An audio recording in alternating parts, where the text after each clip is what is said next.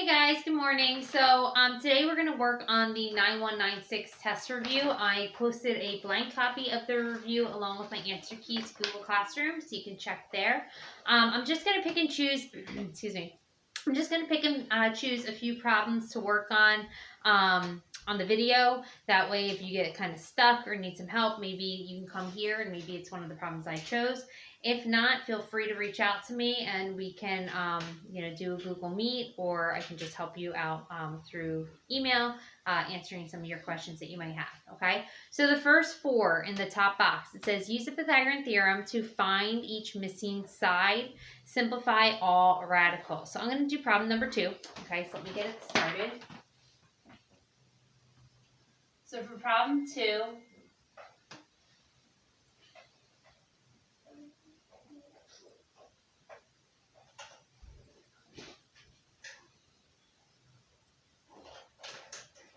This is the diagram that you're given, okay? And you're trying to find the length of the hypotenuse. It does say to use Pythagorean theorem. However, there might be another option, okay? However, since it does say to use Pythagorean theorem, I am going to start by setting that up. So I have this right triangle. My two legs are 5 and 5. My hypotenuse is x. So using Pythagorean theorem, that would be a squared plus b squared equals c squared. My a and my b are my legs. My c is always the hypotenuse. So it's 5 squared plus 5 squared equals x squared. 25 plus 25 equals x squared. 50 equals x squared. X is going to equal the positive square root of 50. Since x is a length of a triangle, we're not going to include the negative answer. All right, and then you can break that into 25 times 2. The square root of 25 is 5. So x is equal to 5 root 2. Okay. Now, if you were looking at this and you thought, well, I could get that answer a lot faster, you are correct. Okay, going back to the diagram, this is an isosceles right triangle. So these two angles have to be 45 degrees. Therefore, it's a 45, 45, 90 right triangle. The hypotenuse is root 2 times the leg. So the hypotenuse is 5 root 2. So this one could have been done without using Pythagorean theorem, but the idea behind it was to practice using Pythagorean theorem. Okay, so that's problem 2. Let's move on to problems 5 through 8. It says, tell whether the triangle is right, obtuse, or acute. All right, so let's go ahead and look at problem number 6. Nope, 7. Let's do 7. Change my mind. 7. So for this one, we're not given a diagram. You're just given the length 3, 5, and 7. And you're asked to determine if it is a right triangle, acute, or obtuse. Well, the one thing you have to do is identify the C value. Which one would be the hypotenuse if it was a right triangle? And it always has to be the longest. So this one has to be the C. The other two are A and B. All right, so I'm going to set up Pythagorean theorem, c squared, and I'm going to compare it to a squared plus b squared. Okay, so I'm going to have 7 squared compared to 3 squared plus 5 squared. So I have 49 compared to 9 plus 25. All right, so then you just add the 9 and the 25 together. So I'm going to have 49 compared to, oops, sorry for the glare there. 49 compared to 34. So my 39 is greater than my 34. Okay. So you have to remember that if c squared is greater than a squared plus b squared, the triangle is obtuse. If c squared was less than a squared plus b squared, it would be acute. And if c squared was equal, then it would be a right triangle. Okay. So that is your review of that section. All right. I'm going to leave the 45, 45, 90, and 30, 60, 90 boxes for you to complete. Each column is its own problem. All right. So see if you remember all those relationships.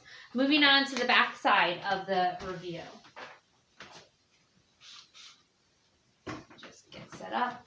All right. So the first set of problems, 1 through 6, are just calculator problems. I will show you 2, just so you know what to do. Remember, with our right triangle trigonometry, our calculators must be in degree mode.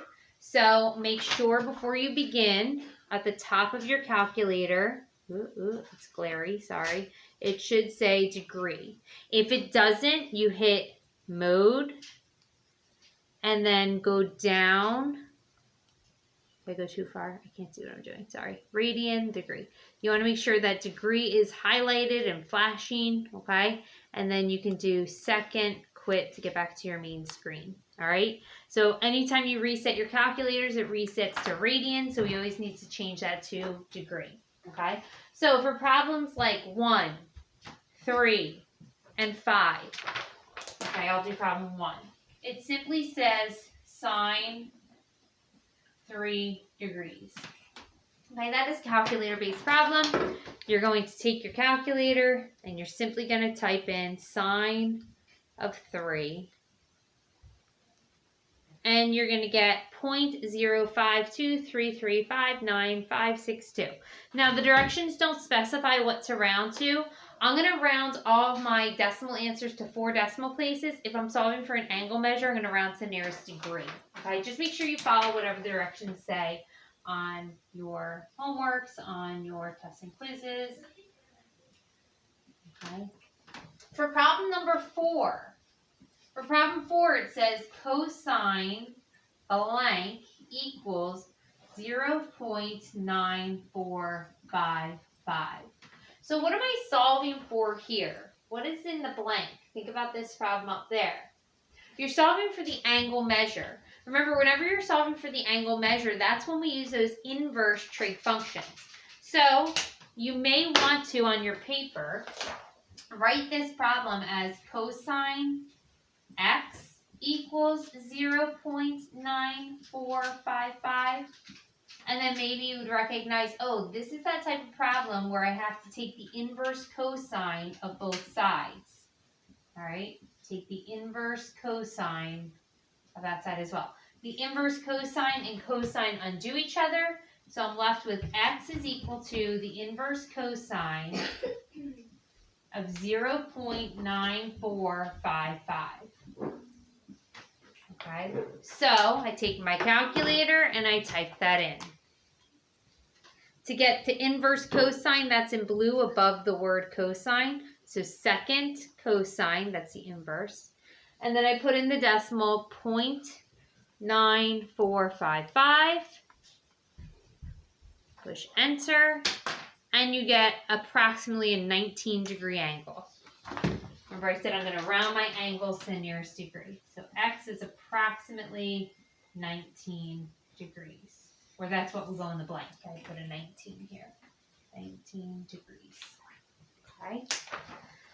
All right, the next section, find the value of x to the nearest tenth. And I believe all of those, the purpose of all of them are trig, SOHCAHTOA. I think you have to use trig for all of them, it looks like, as well. Okay, so I'll just again pick 1 or 2.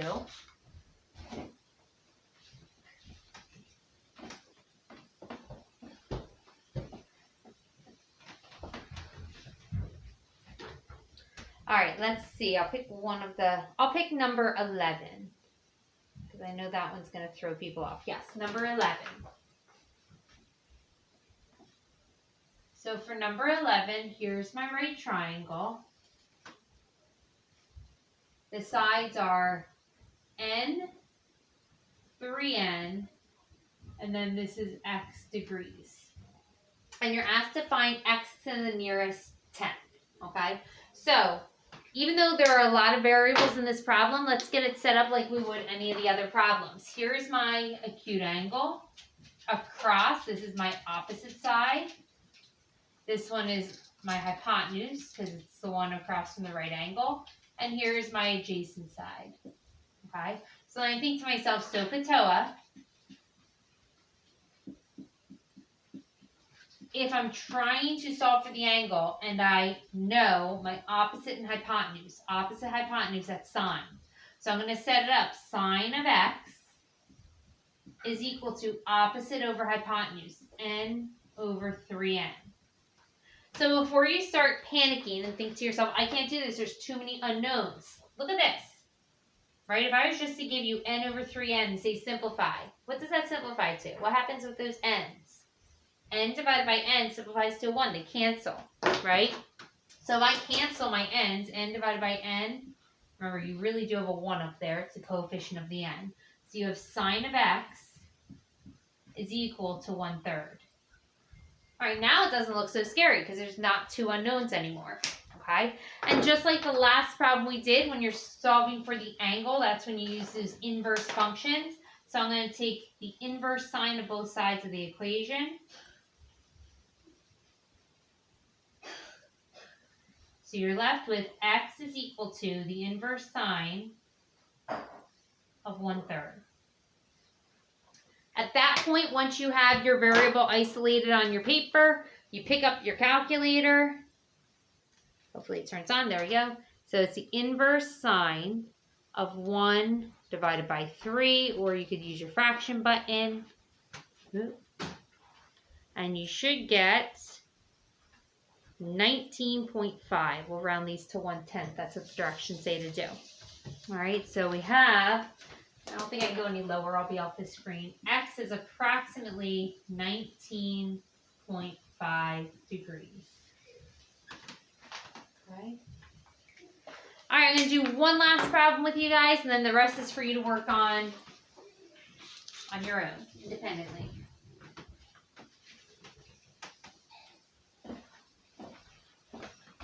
Okay, so the last problem.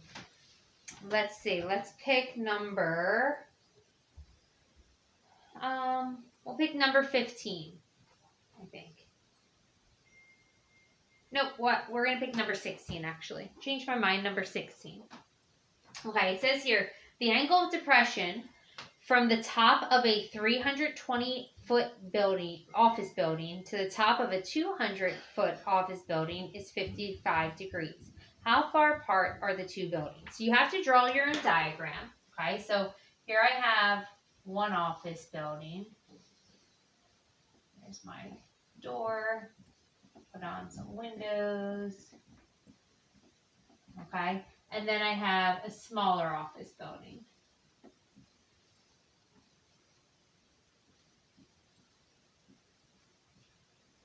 Okay.